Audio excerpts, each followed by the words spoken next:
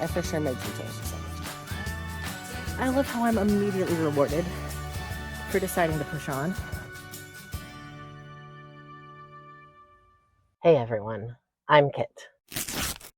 So, a lot of things about this trip did not end up going according to plan.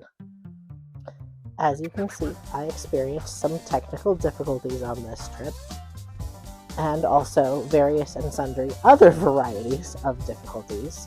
But please hang in there with me, because despite all of the challenges and how I felt at multiple points along the process, my creativity both on the trail and in the edit has made this one of the trips I am the most proud of doing. So get cozy and get ready to experience several special firsts for me in my backpacking career.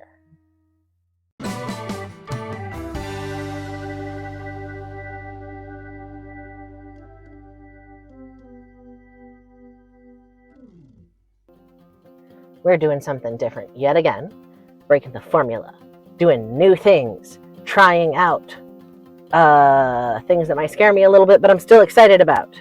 And this week, that is solo backpacking. I'm about to head back down to the Terrill Deam Wilderness for 2 nights. I'm going to be starting at the Hickory Ridge Trailhead and then heading up Axom Trail before taking a right and making my way towards the lake, hoping to camp at campsite 9 tonight. This is meant to be a relatively easy trip. I'm starting somewhere familiar. I'm exploring a slightly new area, but it's a forest I still know. I'm planning on probably taking a rest day in the middle, but mostly I'm wanting to enjoy independence and test my skills and see how much I enjoy having some flexibility about picking campsites, exactly how far I want to go, how I want to deal with the probable rain that will be happening, things like that. I am nervous, but I'm still excited, so it's time for me to quit recording and hit the road so I can make it to the trailhead on time.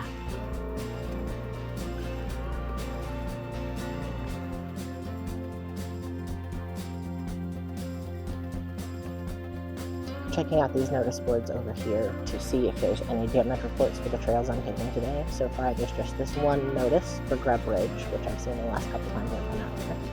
And we're just going down Axom and then a side trail. So all looks good, and that means it's time to head out.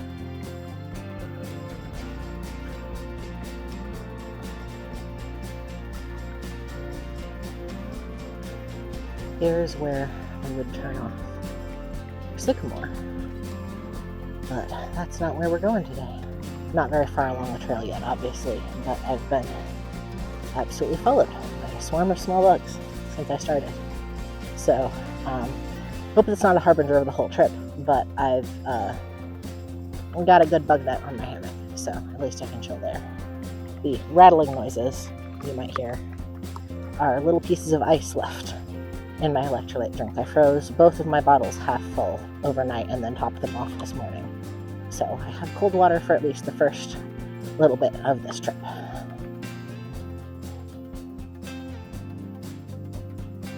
Wait, are we already here? Yeah, that's the sign for Axom Branch. Okay. Well, it's time for a turnoff then. We've gone about a little under half a mile.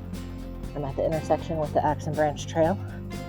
It looks nice. It's wide right here at the start, but it also looks like the elevation plat showed. It's about to start just going down, and that's most of today for me, is a lot of downhill.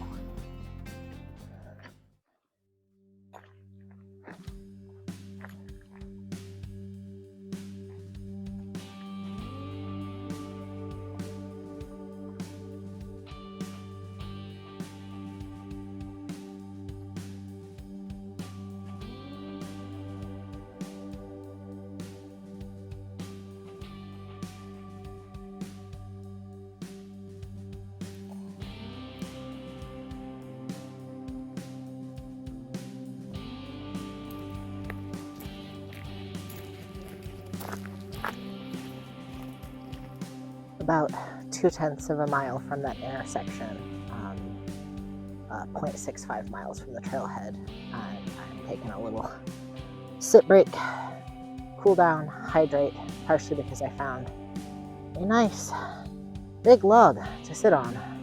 Because at one point, this was a big trail obstacle. The understanding I have is that because of this regulations around the designated wilderness area, they have to clear things like this entirely with hand tools, which is endlessly impressive to me. And I'm really grateful for the amount of work that goes into maintaining spaces like this.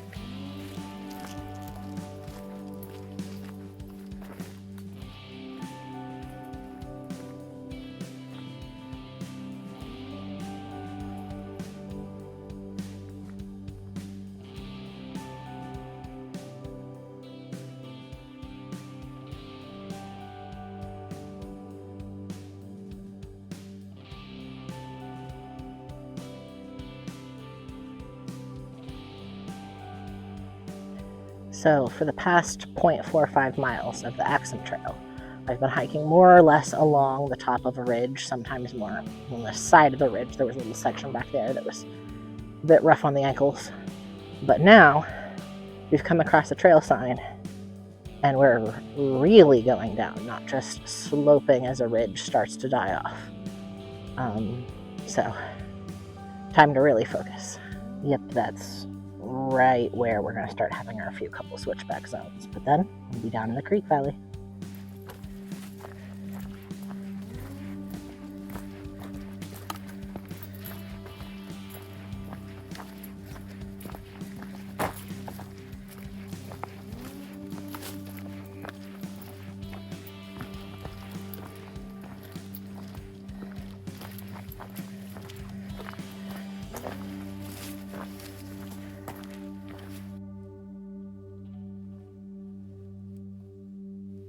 I am guessing that that is a baby tulip poplar, but what I'm enjoying is that it has cat leaves.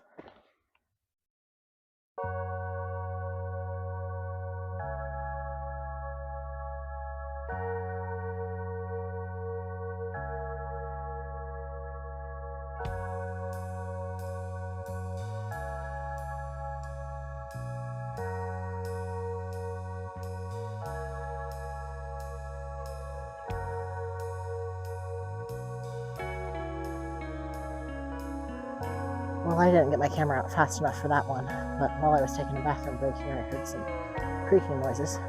Worried there are people on the trail despite the fact that I seem to be the only person in this half of the woods, but no. It was a tree branch just suddenly giving up the ghost back up trail a little ways, so good little reminder for me. Checking for widowmakers is definitely worth it at camp, because no wind, just out of nowhere, an old cracked one started letting go. So here, about 1.5 miles from the trailhead, came across a spot with a little sign pointing out the trail continues that way. But double checking my route map that I made for myself, the side branch towards the lake and towards campsite 9 is heading off that way, so that's where we're going. But yeah, I'm feeling pretty good, like sweaty, but good. So I'm just going to keep carrying on, and unless something really charming catches my eye, or the lake is way too high and the route or the site is flooded out, we might make it all the way to campsite 9 today, because it's only a little over half a mile probably. Oh, you can tell this is an offshoot trail. This is a clearer piece of it, but I just came from back that way, ruining the hard work of hundreds of spiders in a matter of minutes.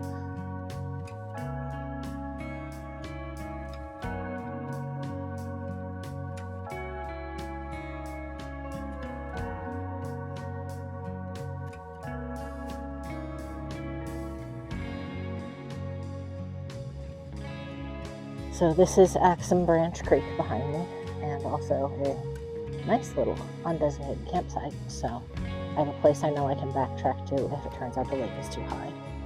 The creek has a little bit of water in it, but not as much as I would have expected. Beginning to see lake water. having crept up the mouth of the creek and looking at some of these submerged trees. I am not sanguine that Campsite 9 will be above water, but we'll give it a shot. We'll keep exploring. Oh, we got plenty of time. This area that I'm in all definitely flooded semi-recently. You can see the dirt on the plants. The ground is quite squishy. But for now, about half of it is above water. I am following the faintest trace of the trail along the edge of this hill here. But it's mapping what All Trails has as the route tonight, so we're going on an adventure.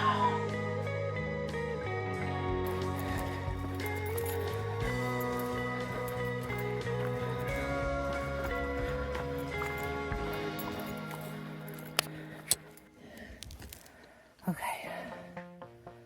I made myself take a break because the mosquitoes were starting to get very thick, and thankfully freshly reapplied bug spray has fixed that problem relatively quickly. There's still a few, but I'm not being actively hunted the way that I was before. And also I need to sit and reassess my plan because I'd found the more direct trail. I was hiking it happily, and then the direct trail goes straight on directly into that water. So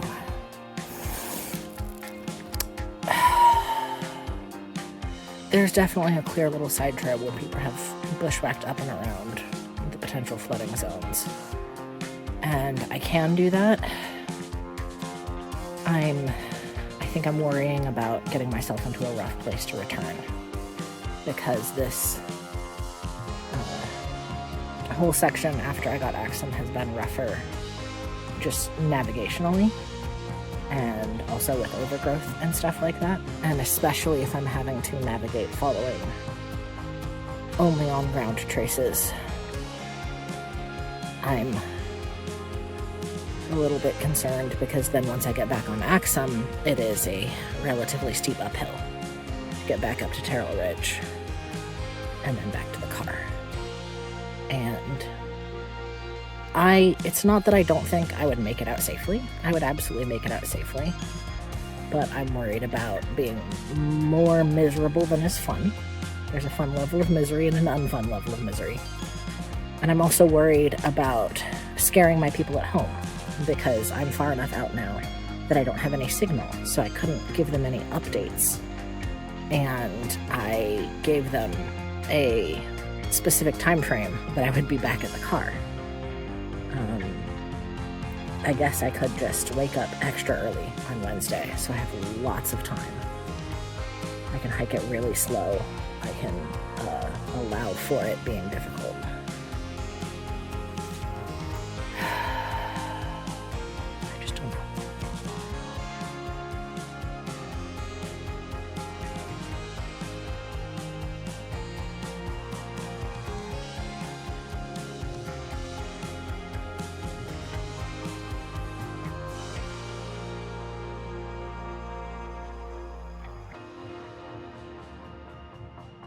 Okay, I drank some water.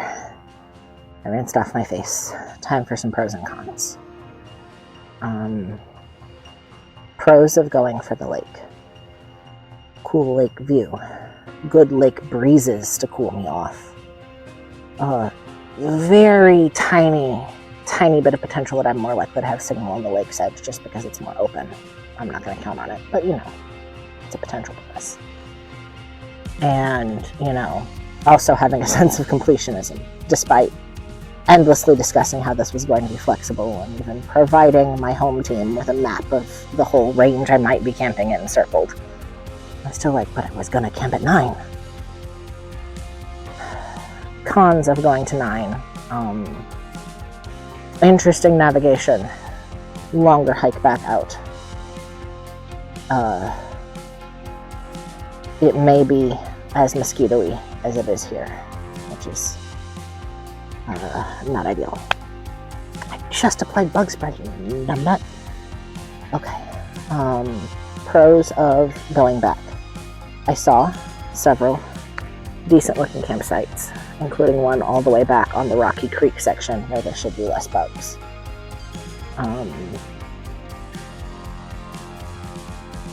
A shorter hike back out. Cons, I have to backtrack right now, which isn't very fun.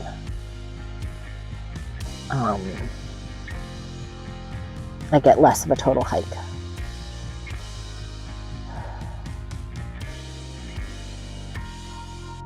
I don't know.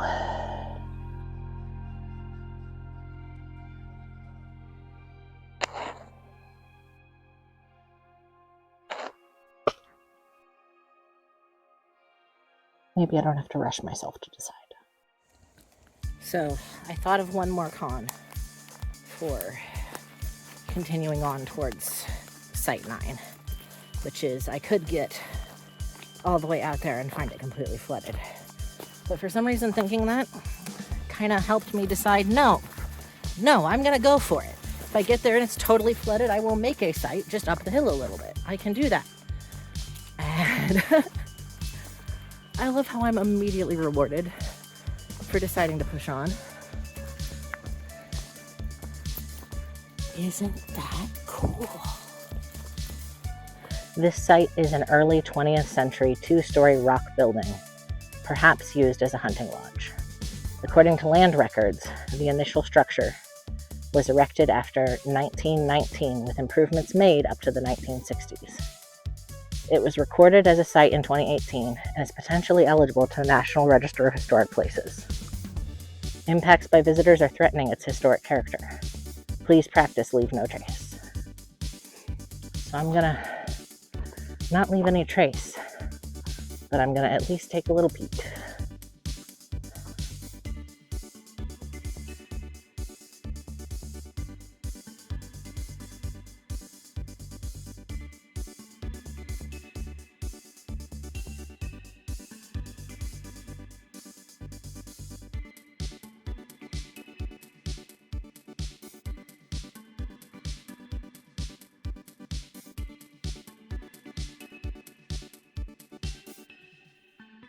For now, it's time to pick my way onward. Yeah, the official trail is definitely still underwater downhill there somewhere. But the water that I can see is now healthy moving water instead of stagnant backwater. So that's a little more encouraging.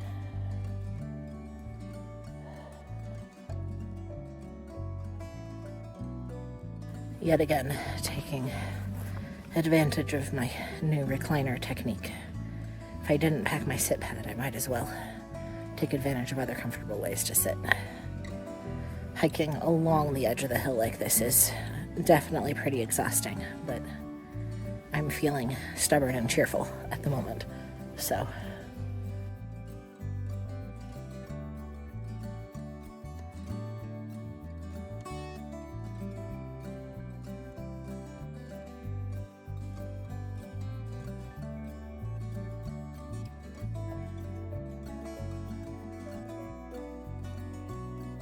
The brush was getting pretty thick, so I started picking my way down closer to the lakeshore just because it looked vaguely more open there.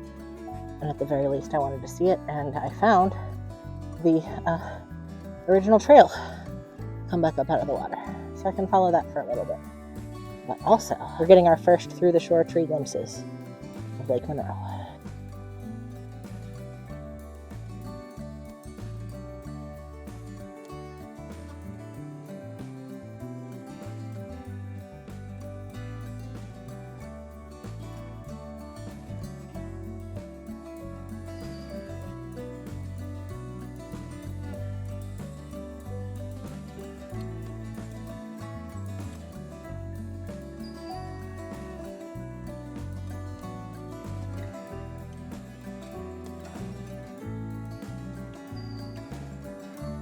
Well, there goes my trail again. So I backpacked back up the trail just a very little way to something I'd seen and hadn't videoed just yet because I wasn't sure about it. there's definitely going to be some trash cleanup I've got to do. There's a little bit in the fire pit, as per usual, but more just up the hill a little bit that I want to at least corral up to reduce the amount of potential critter visits while I'm here. But it does give me the lake view and the lake breeze and occasional little hints of internet connection that I wanted. And I'm pretty sure I can find a good hang spot. So I think we're going to call this little undesignated spot it for the trip, because it gives me most of what I wanted and doesn't get me in even more over my head than I was potentially already getting.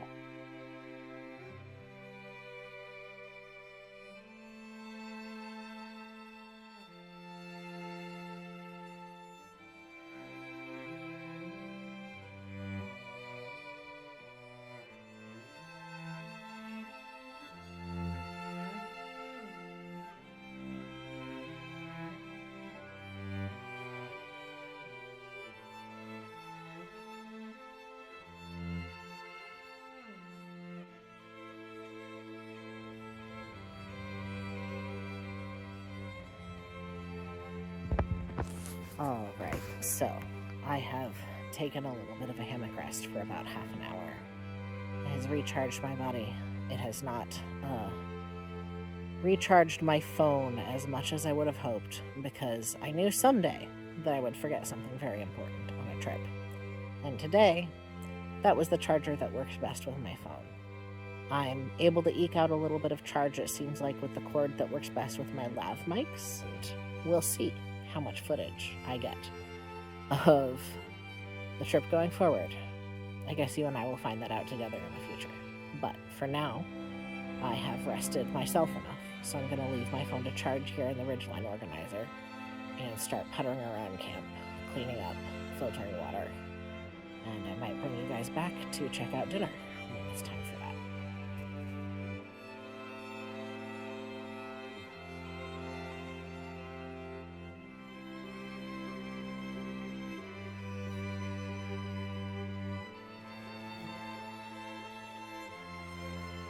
I am glad that I pushed myself to get to this spot. I am not sure how much further I should push myself. I'm gonna pop in the weather forecast I was just able to download here. And I was prepared for like a lot of intermittent rain or mild thunderstorms, but I don't know how I feel about that level of intensity, especially hiking back out through the less than solid trail after that much storm, or possibly even during some rain or storming on Wednesday. Again, I'm just gonna sit on it for a while.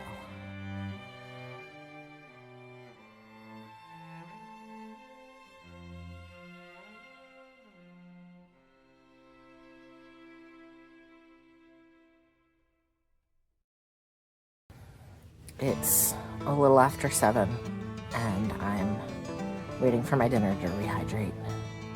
It's been very peaceful here. One person fishing coming down this leg of the lake a little bit, but quietly.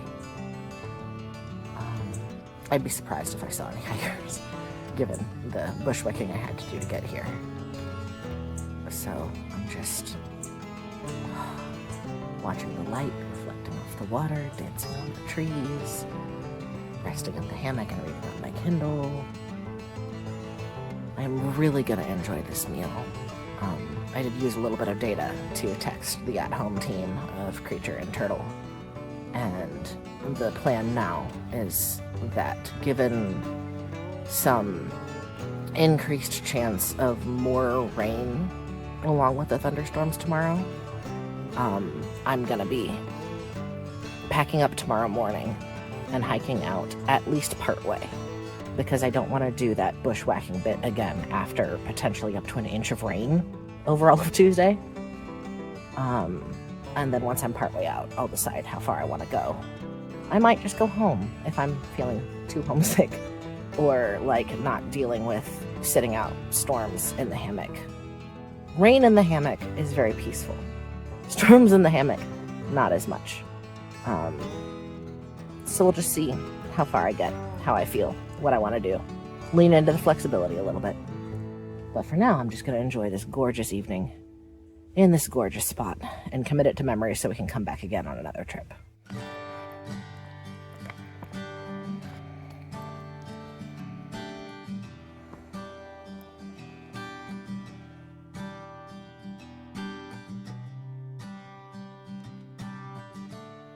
All right, I've got myself changed into sleep clothes, food all secured, wipes done.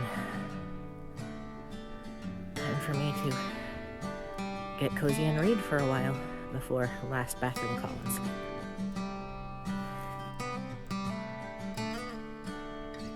I've got the tarp up but flipped back.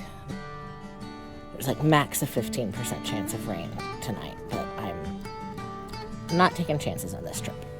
And then down here is my pack with the underquilt right up at the top in case I need to deploy that late at night. Given that it's consistently been hotter than the forecast, I'm not necessarily expecting that I will need to, and I definitely don't want it for the next few hours at least. And up here, I have all my goodies. Kindle, water, meds. Headlamp is over there, along with the string lights that have been succumbing to gravity and clustering up. And then out there is my gorgeous view.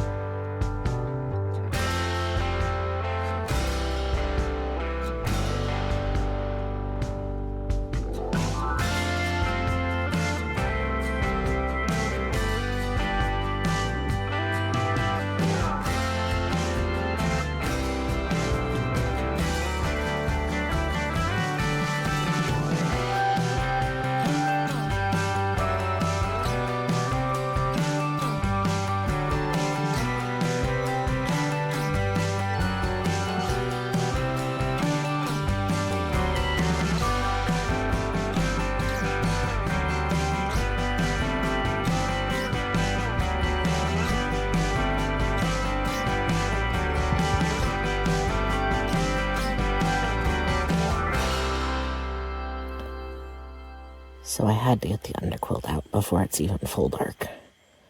I'm not totally sure if the phone's mic is picking this up. There's some distant frogs.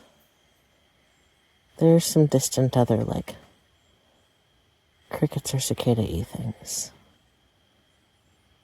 But there is a giant chorus of high-pitched whining everywhere.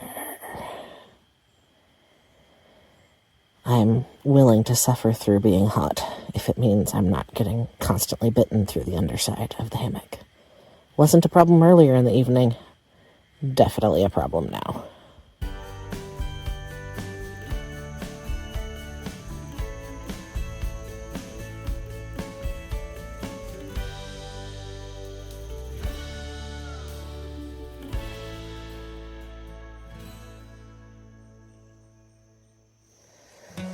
Well, I woke up around sunrise a little bit, turned on data to check the weather, looked contented that I could sleep a little more, fell back asleep, and when I woke up, my phone had drained back down to 11%. So, it's just about 8.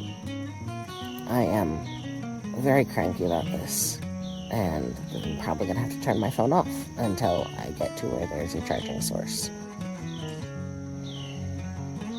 I for sure made some choices on this trip. I'll see you guys in the land of electricity.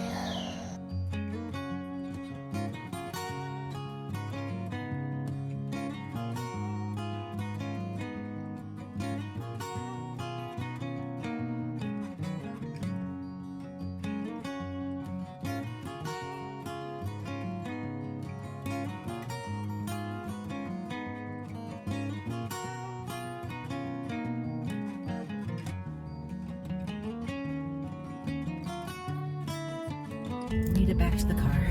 I'm gonna wrap it home.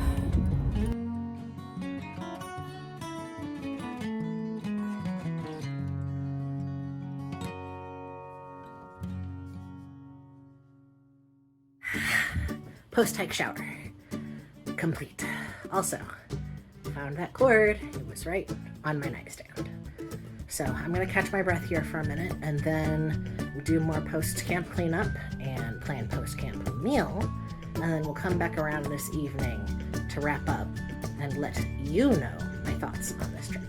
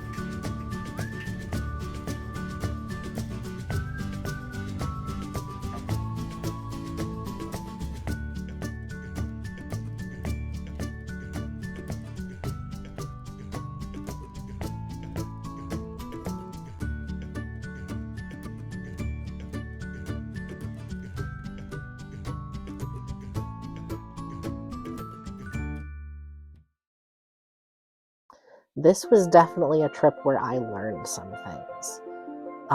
One of the most crucial, of course, is that I learned to triple check everything related to being able to recharge my phone, because while I have backup skills for navigation or even making weather estimations, I do not have a backup way to contact my folks if I need to update my plans when I'm solo, or to record things for you guys if anything goes wrong. So I'll be taking extra care to make sure I've got that all in order in the future. But most of what I learned on this trip was actually really positive. I learned that I am, in fact, very capable of navigating over sketchy or non-existent trail. I learned that it is a huge morale boost and something I'm going to want to put forth the effort to seek out, to just hang near a lake.